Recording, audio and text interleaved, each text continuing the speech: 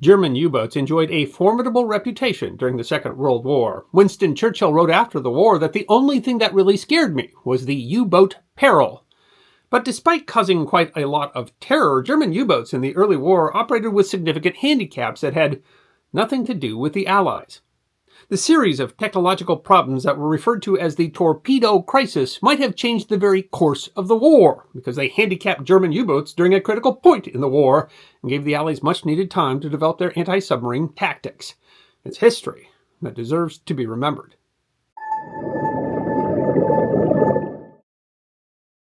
Given how much submarine warfare in the 20th century is now associated with the Germans, it might surprise you to learn that the German Navy was the last major navy to adopt the submarine.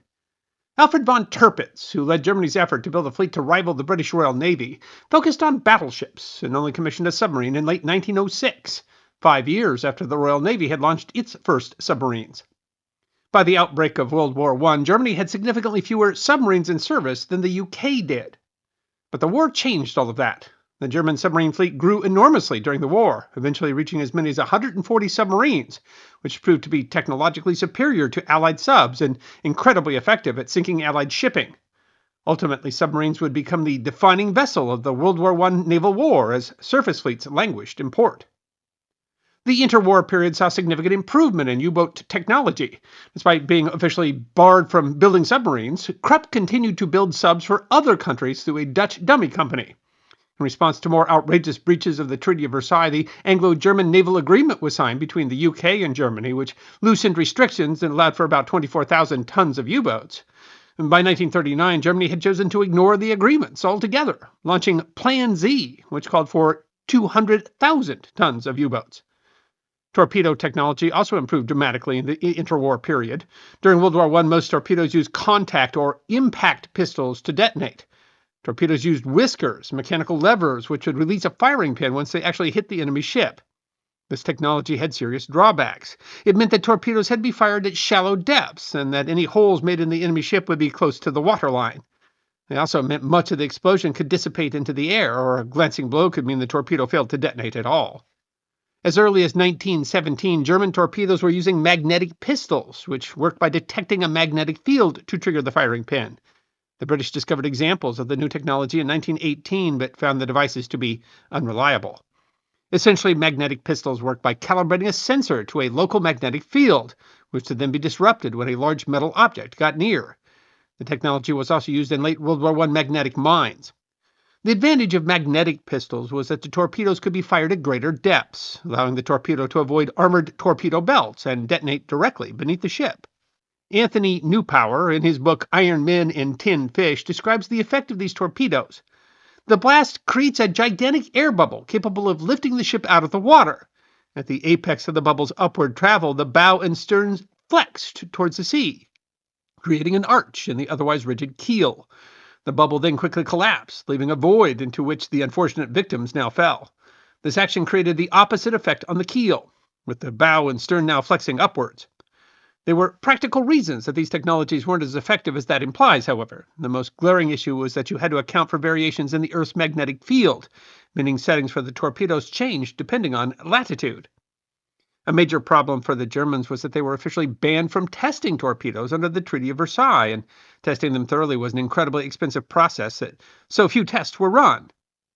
Though the Germans were not allowed to manufacture new torpedoes, they got around that by simply updating and upgrading old stocks. The primary German torpedoes were G7s.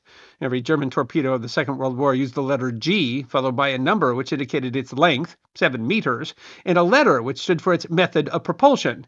A was powered by compressed air, E was electric. They were much improved in the interwar period from World War I torpedoes. The G7A was the culmination of much of that work, becoming the new standard German torpedo. By 1935, G7As were being produced in Germany. Unlike the G7A, the G7E couldn't be made from existing stocks. Germany had a standard system for getting around these restrictions, establishing a network of quasi-civilian companies which carried out work for foreign navies, but always with the aim of furthering Germany's own expertise and ambitions. Testing for the electric torpedo was done via a dummy company in the Netherlands, but design work was largely done in Germany. The plans were eventually given to Sweden, where the torpedoes were first produced. The G7E began production in 1929 and was preferred over the G7A because it produced no bubble wake, although it had a shorter range and a lower speed. The G7E was not widely used in practice shoots, however, due to its expensive battery. Perhaps most impressive was the fact that Germany successfully kept the development of the electric torpedo a secret. Britain wouldn't learn of it until they were actually used against them. In October of 1939, just a month after Germany invaded Poland, U-47, captained by Gunther Preen, performed an audacious attack by penetrating the British naval base at Scapa Flow in Scotland. The submarine entered undetected and sank HMS Royal Oak, killing over 800, many of them young boys.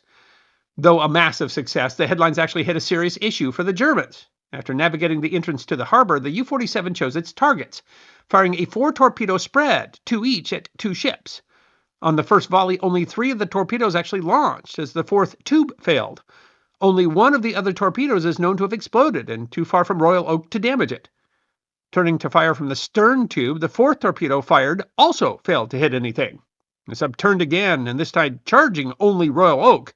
3 more torpedoes were fired, and they finally hit it. Hitchis Becker, in the book Hitler's Naval War, notes that despite the celebration, the U-boat had been obliged to fire off 7 torpedoes before 2 of them at last scored hits, and that at a stationary target, lying at anchor. It isn't certain how many of the torpedoes actually failed, but it was an ominous herald of what was to come. Both of the torpedoes were equipped with the same pistol for detonation, which could be set to either impact or magnetic detonation.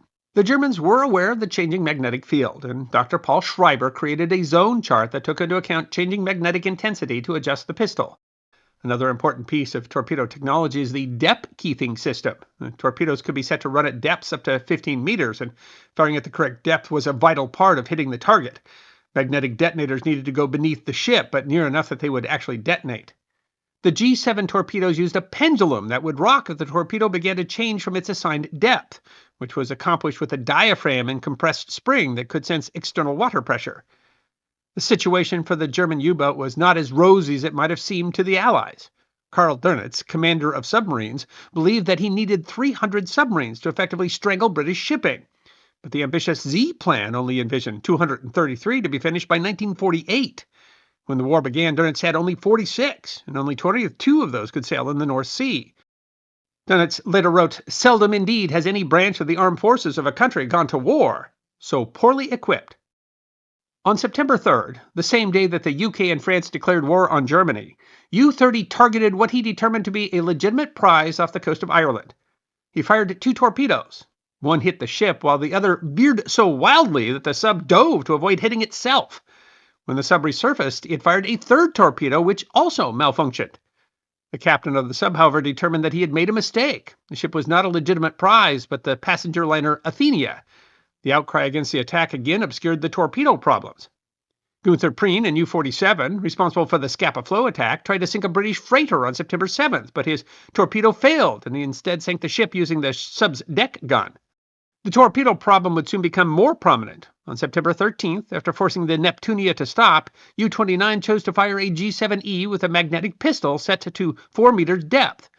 The torpedo exploded before it reached the ship. He had to fire a second one to sink it. U-29 would also have its torpedoes fail again a few days later.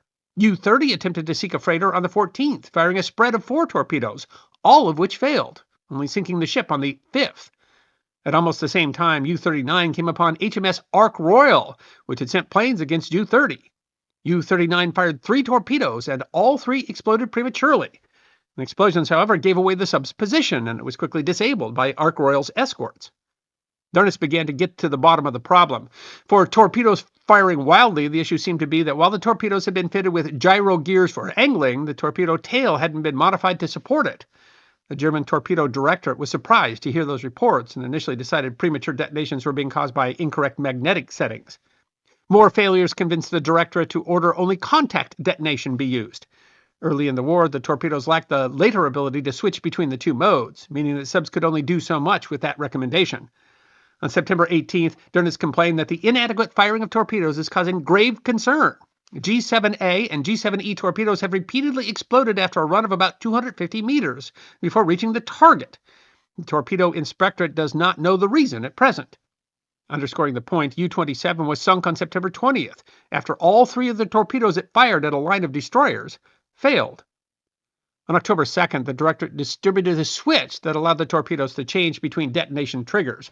All subs were ordered only to use contact detonation. If that had been the end of it, perhaps the Germans would never have had the Torpedo Crisis. There was, however, another issue. The depth sensors were not working and torpedoes were firing deeper than the settings. Since they had to make actual contact with a ship, that could easily mean missing entirely. Even worse, the Torpedo Directorate was aware of problems with depth keeping since the mid-1930s, but was not apparently concerned with addressing it. In September, a scientist brought up the fact that the new depth spring didn't work and that the torpedoes might actually be useless against shallow draft vessels. A later inquiry found that one of the Directorate scientists felt a certain inhibition that prevented them from bringing up the issue. Admiral Oscar Wehr, head of the Torpedo Test Institute, said that the question of depth keeping was simply gone from my memory. Yet on October 8th, Wehr had sent a report recommending setting the torpedoes to a fixed 3.5-meter depth. It was actually a lower-level employee who went around Wehr's head to report the issue to Dönitz. The magnetic detonators were extremely complex devices. Even small errors in settings could cause them to fail. The depth issue might have been a problem as well, as the duplex coil rod was not difficult to degauss so that it only operated within a few feet of the hull. Any deeper and it could fail. Magnetic storms from some spots could also have impacted the issue, as the fall of 1939 and spring of 1940 were a particularly active period. Dönitz compiled a dossier of the failures in October and demanded an extensive investigation. The Directorate reported that there was an issue with cable layout, but mentioned nothing about depth. The magnetic detonators were again approved, but on October 17th to 18th, U-46 had 7 torpedo malfunctions in an attack on a convoy. Dönitz banned the magnetic detonators again. On October 20th, the Directorate reported that the torpedoes were liable to run up to 6.5 feet deeper than set. The Directorate also mentioned that they had been aware of the problem, but had thought it wouldn't impact magnetic detonation. On November 1st, orders were sent to U-boats to set the torpedo depth 2 meters less than the target's draft, but not shallower than 3 or 4 meters. Unfortunately, that made it impossible for the subs to actually hit shallow draft destroyers, their primary foe. On November 5th, the captain of U-25, after sighting a destroyer, complained in his log that the inability to use a torpedo despite a technically good position is very depressing, so I lay here helpless. 5 days earlier, after 4 failed torpedoes and a jammed deck gun, U-25 had been forced to abandon the sinking of a steamer that had stopped. Another failure may have been less embarrassing, but considerably more serious. The small U-56, a Type II U-boat, derogatorily called a duck thanks to poor handling at sea, sighted 3 British ships in the North Sea, including the battleships HMS Nelson and Rodney and the cruiser HMS Hood. U-56 got a perfect opportunity and fired 3 torpedoes. At least 2 were heard hitting Nelson, but neither detonated. This was not a minor failure. The Nelson was carrying Admiral Sir Charles Forbes, Commander-in-Chief of the Home Fleet, First Sea Lord and Admiral of the Fleet Sir Dudley Pound, and First Lord of the Admiralty, Winston Churchill. Furious about these failures, Dönitz wrote on October 31st that, "There is therefore no longer any doubt the torpedo inspector themselves do not understand the matter. Despite all their instruction, at least 30% of the torpedoes are duds." The problem with the impact detonators came down to a long, thin, multi-bearing rod, which the whiskers were meant to convey the impact into the explosion. The rod could be bent if it hit at a bad angle and simply not work. The torpedo crisis was in full swing. On November 7th, the commander of U-46 complained that he could have sank 30 to 40,000 tons of shipping, but in fact only sank 5,000 tons because 7 of his torpedoes failed. The problem was compounded by a difficulty in torpedo production, which meant that the U-boats could ill afford to have the torpedoes they had be duds. In November, the Kriegsmarine turned all its attention to fixing the issues, even putting a civilian expert in charge of fixing it. The torpedoes continued to fail, despite multiple small changes meant to improve the situation. U-41 reported 9 out of 11 torpedoes failed on a November patrol, while U-47 reported only 3 hits out of 15 torpedoes in a patrol that ended in December. Preen said that the entire operational orders of the course around the Shetlands has lost all sense as a result of the shortcomings of the torpedoes. Slowly, issues would be improved. New depth devices, a change from a 4-blade to a 6-blade propeller, and improved detonators. But it took time to get those tested and distributed, and testing was delayed until May of 1940 due to the Baltic shooting ranges freezing over. It was only in 1940 that real improvement began, too late for the operation against Norway in April. It was during the Norwegian operation that failures became so common as to spawn the term Torpedo Crisis. According to the thesis, Wolves Without Teeth by Dave Habersham Wright, between November 1939 and March 1940, about 26% of torpedoes fired by U-boats had failed. An even greater number would fail in Norway. In the initial engagements, a German destroyer saw 5 of the 7 of their torpedoes fail before sinking a coastal defense ship, while in another instance, 20 torpedoes were fired between 3 destroyers, not one of which hit. U-48, which would become the most successful U-boat of the war, attacked a large British surface group, firing 7 torpedoes. 4 exploded prematurely, the other 3 veered wildly off course. The reports made Dönitz write of extreme doubts as to the effectiveness of magnetic fuse in Zone 0, north of 62 degrees latitude. Torpedo failure, he said, appears to threaten the success of the entire operation. Dense iron ore also caused interference, despite the Torpedo Institute's opinion that no magnetic effect existed. Despite a large number of U-boats outside Narvik, the Royal Navy was able to destroy all of the German surface elements in the area. The U-boats didn't manage a single hit, while of 25 torpedoes fired by the destroyers, only 2 hit. One after the other, we fired all our magnetic torpedoes. Not one of them exploded. What the devil was wrong with these bloody torpedoes? One U-boat crew member asked. Even when Preen and U-47 caught several transports at anchor, 8 torpedoes failed to hit anything. The problem of where to operate the boats depends not on the usual conditions, Dennett said, but in every case the question, will the torpedo work? The answer from the scientist was no. They were still setting at too low a depth to hit destroyers or transports. Preen missed HMS Warspite on his way home despite exhaustive calculations of trajectory. The failure during the Norwegian operation was near total. If the torpedoes had succeeded, Dönitz thought, at least 1 battleship, 7 cruisers, 7 destroyers, and 5 transports would have been sunk. His assessment was possibly optimistic, but illustrative of the handicap. On May 15th, Dönitz furiously wrote that I do not believe that ever in the history of war men have been sent against the enemy with such a useless weapon. But things were finally turning up. Some of the worst issues would be fixed in 1940, along with a host of minor ones, although it would take until 1942 for the depth-keeping problem to be fully solved. The capture of the submarine HMS Seal also gave the Germans a look into the much more reliable contact detonators made by the British. While waiting for the British copied detonators, Dönitz ordered all torpedoes to use the contact pistol, which was improved with an electric contact, which improved reliability. In the short term, switching to contact detonation only immediately produced results. U-37 had a record first patrol with a new skipper, sinking 10 ships in May and June. The summer of 1940 would see the beginning of the first happy time. Between May and the end of 1940, 312 ships, totaling more than 1.6 million gross tons, were sunk in the North Atlantic. It also helped that they secured French ports for submarine bases. Though the crisis abated, problems continued to haunt German torpedoes. It wasn't until 1942 that they accidentally discovered an issue with air pressure that was compromising the torpedoes' depth-keeping devices. During the second happy time, where German subs sank millions of tons of shipping off the American coast, huge numbers of torpedoes were spent sinking ships via contact detonator, at a rate of around 2 torpedoes per ship sunk. If the Germans had trusted their magnetic detonators, they may have been able to sink considerably more. Several of the torpedo experts of the Kriegsmarine were eventually court-martialed for their failures to report and fix the problem. The torpedo crisis had a significant impact in the war. If the U-boats had been significantly more destructive in the early part of the war, or even killed Winston Churchill aboard HMS Nelson in 1939, the war might have been over before the Allies could muster their strength. The Kriegsmarine didn't return to magnetic detonators until late in 1942, and the magnetic pistols didn't really become available to submarine commanders until April of 1943. By then, it was simply too late. May of 1943 was referred to as Black May. Using improved technology and tactics, the Allies were able to sink 40 U-boats that month, and the opportunity to win the war via the U-boat peril had passed. I hope you enjoyed watching this episode of The History Guy, and if you did, please feel free to like and subscribe and share The History Guy with your friends.